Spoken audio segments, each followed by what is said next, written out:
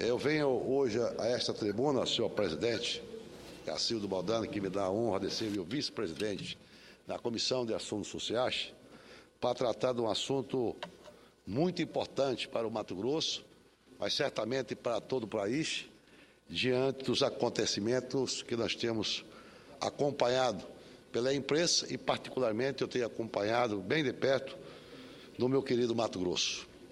Na semana passada, senhor presidente, a Comissão de Agricultura e Reforma Agrária desta Casa realizou audiência pública destinada a analisar e discutir a situação das demarcações das reservas indígenas no Brasil. O assunto, senadora Amélia, que é extremamente delicado, envolve questões sensíveis do ponto de vista político, legal, da mais alta gravidade. Trata-se de conjugar uma difícil equação cujas variáveis envolvem direitos humanos, segurança jurídica, ordenamento federativo e soberania e segurança nacional. A conciliação de fatores de tamanha importância não pode depender apenas do alvitre do Poder Executivo, como hoje acontece, o que tem gerado enormes conflitos e disputas judiciais, além de, raras às vezes, atropelar o direito de propriedade e a ocupação legítima de populações inteiras, inviabilizando e riscando do mapa municípios tradicionalmente instalados.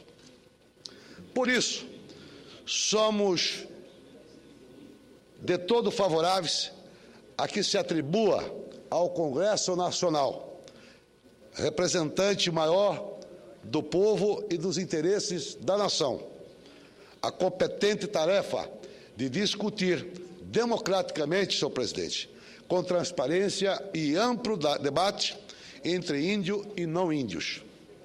Os processos de demarcações dessas terras, de modo a compatibilizar de forma aberta e insuspeita perante todos os brasileiros decisões que atendem à preservação dos valores culturais das etnias indígenas, mas que também atentem para a defesa da autonomia federativa e da integridade territorial do Brasil. Para tanto, precisamos provar a necessária alteração constitucional. Com este intuito, tramitam no Parlamento brasileiro a PEC 215 de 2000 e a PEC 38 de 1999. A primeira na Câmara dos Deputados, que se acha pronta para votação na Comissão de Constituição e Justiça daquela casa. A segunda é da autoria do eminente senador Mozarildo Cavalcante. Já se encontra totalmente instruída e aguarda desde fevereiro do ano passado sua inclusão na ordem do dia para apreciação deste plenário.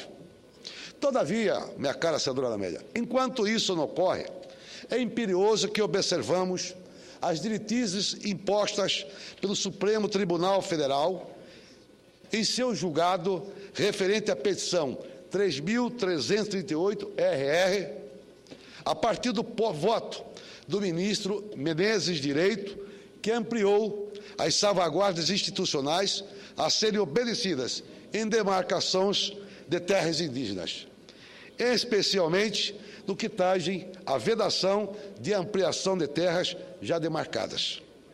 Aliás, senhor presidente, estimados colegas, este é um ponto fundamental de compartilhar desta tribuna.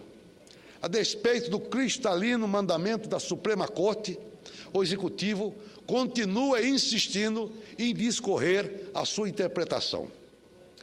Várias têm sido a situação em que proprietários e produtores rurais e municipalidades vêm sendo obrigados a recorrer a ações judiciais para garantir o cumprimento da decisão do Supremo Tribunal Federal. Exemplos recentes do meu estado de Mato Grosso são as tentativas de ampliação de reservas Caiabi e Caritiana, ambas em situações amparadas pelas concessões de medidas liminares.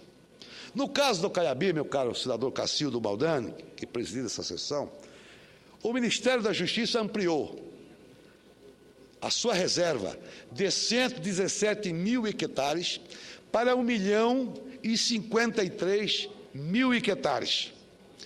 E vale lembrar, meu caro presidente, que a etnia Caiabi é composta por 69 índios e que a terra demarcada para ampliação possui, além de uma importante jazida de calcário, 200 famílias de produtores rurais que compraram as propriedades há mais de 40 ou 50 anos.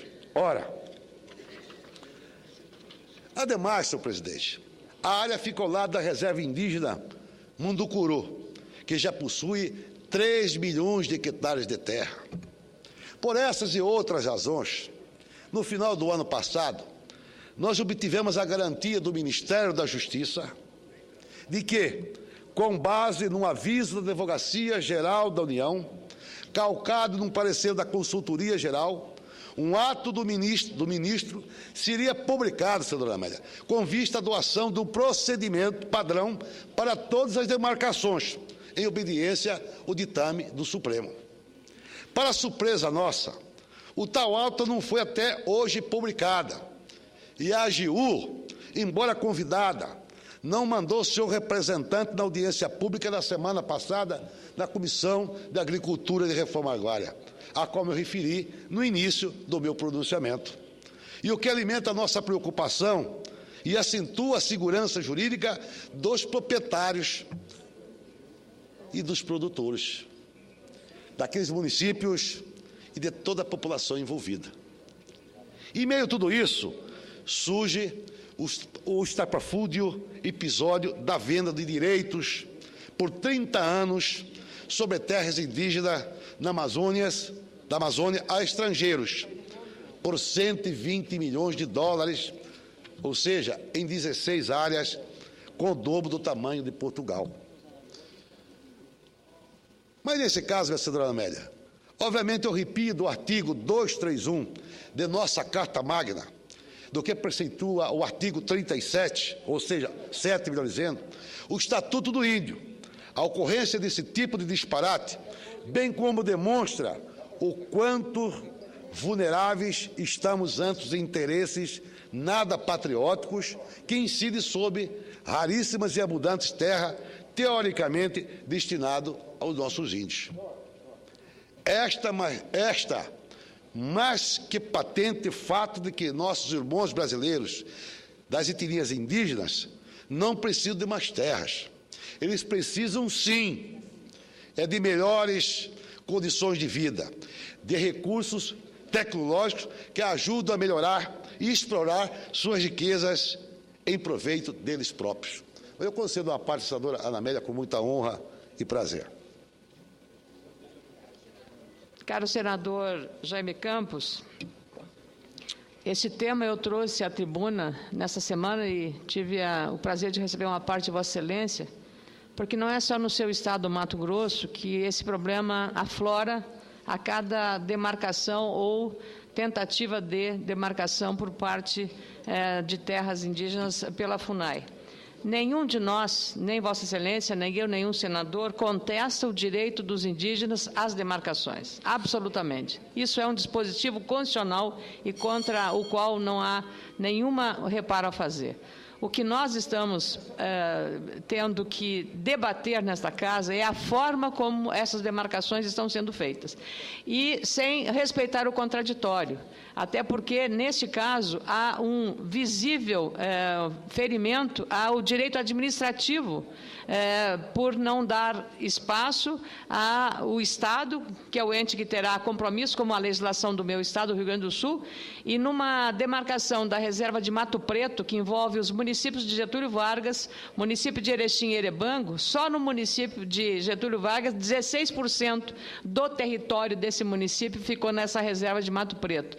E ali, a área, que devia ser pouco mais de 200 hectares para abrigar 63 indígenas, ela foi de uma hora para outra ampliada para 4.000 hectares, onde habitam pequenos agricultores familiares, que estão com titulação regular há mais de 50, 60, 70, até 100 anos, senador Jaime Campos. O Ministério da Justiça, e não há um órgão moderador ou mediador para fazer a interface entre as áreas em disputa ou em conflito. Então, os coitados dos agricultores, já na última hora, recebem.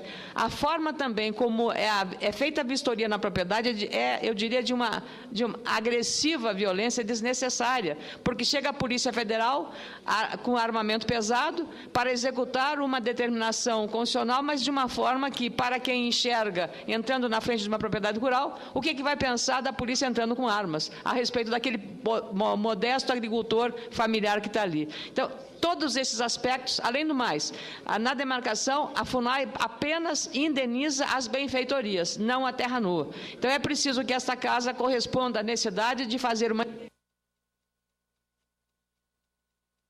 A indenização também da terra nua, não só das benfeitorias, e que o Ministério da Justiça, que está acima da FUNAI, seja o poder moderador ou a interface para operar nesses casos que são extremamente... Nós, daqui a pouco, poderemos ter uma vítima e aí vamos lamentar profundamente que um conflito tenha chegado a esse impasse. Cumprimento o senador Jaime Campos pela abordagem desse tema, que não pega agora só também o risco de 2 municípios, Sananduva e Mato Castelhano, que levamos ao conhecimento do Ministério da Justiça, porque a própria Justiça já suspendeu essa demarcação. Eu agradeço a Vossa Excelência a sua parte. Sem sombra de dúvida, o que está acontecendo no Mato Grosso também está acontecendo no seu estado do Rio Grande do Sul e os demais estados. Mas concedo uma parte ilustre e valoroso, meu irmão, senador Mozarino Cavalcante. Senador Jaime Campos, Vossa Excelência, está acontecendo no Mato Grosso, está acontecendo no Rio Grande do Sul, já aconteceu em Roraima.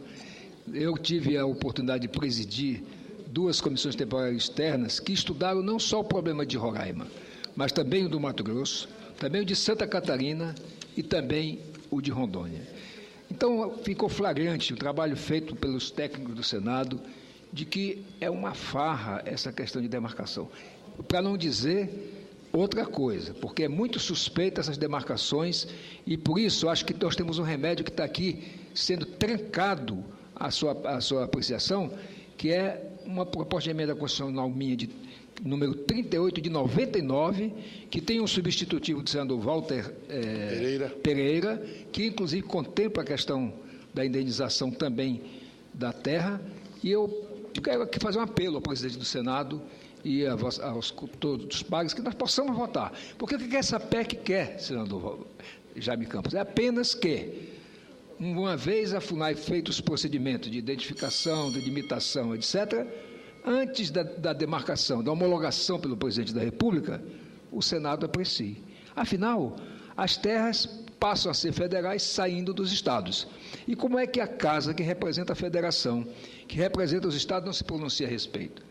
E por isso eu quero dizer a vocês que é muito esquisito o que vem acontecendo nessa questão indígena e de admirar que até hoje não exista um índio presidindo a FUNAI. E temos centenas de índios com curso superior nesse Brasil, inclusive antropólogos, mas sempre quem comanda a FUNAI são um esquema camuflado de ONGs, inclusive transnacionais. Portanto, parabéns pela oportunidade de pronunciamento. Eu agradeço a Vossa Excelência, senador Mozarino Cavalcante. E eu aqui já tinha me referido, inclusive, à PEC de Vossa Excelência, que é 38 de 99, que lamentavelmente está adormecido já há algum tempo aqui e não se vota.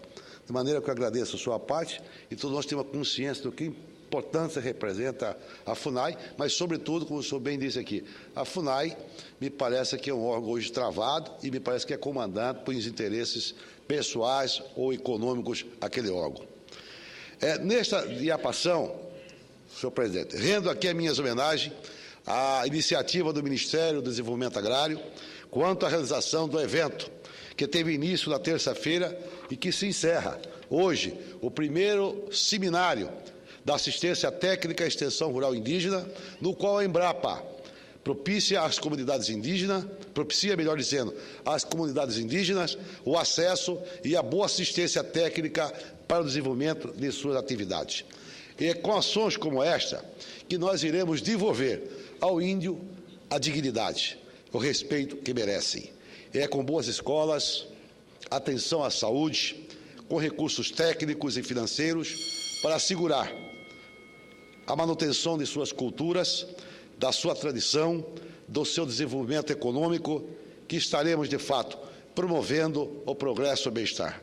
Fora isso, continuaremos a serviço dos interesses internacionais, da maldade, da conveniência de grupos aos quais fomentam a intriga, senhor presidente, e a luta contra irmãos brancos, tudo em nome da ambiciosa exploração de inescrupulosos grupos que nada têm a ver com o nosso país, com o nosso Brasil.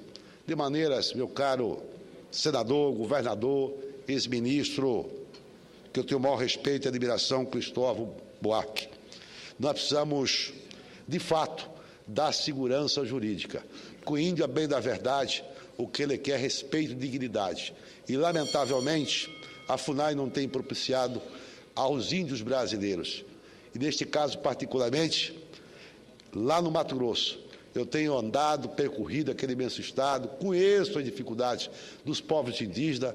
Como governador, eu tive a primazia de criar a coordenadoria indígena vinculada ao gabinete do governador, para que nós tivéssemos a melhor convivência possível, tivéssemos uma tratativa que permitisse levar realmente as melhores condições de vida a esse povo, e que hoje, lamentavelmente, o que você percebe é o descompromisso do governo federal, através da FUNAI, na medida que, na semana passada, li uma matéria nos jornais de circulação nacional, e ele dizia que, simplesmente, o presidente da FUNAI tinha algo parecido, mais de 90 dias, que não ia no órgão, diante do que ele já tinha solicitado a exoneração à presidente Dilma, e o órgão estava acéfalo a uma gestão que certamente precisamos todos os dias fazer um trabalho que permitamos, de fato, fazer com que os índios sejam respeitados, mas, acima de tudo, aqueles que também, produz, que estão na terra há mais de 40, 50, 60 anos,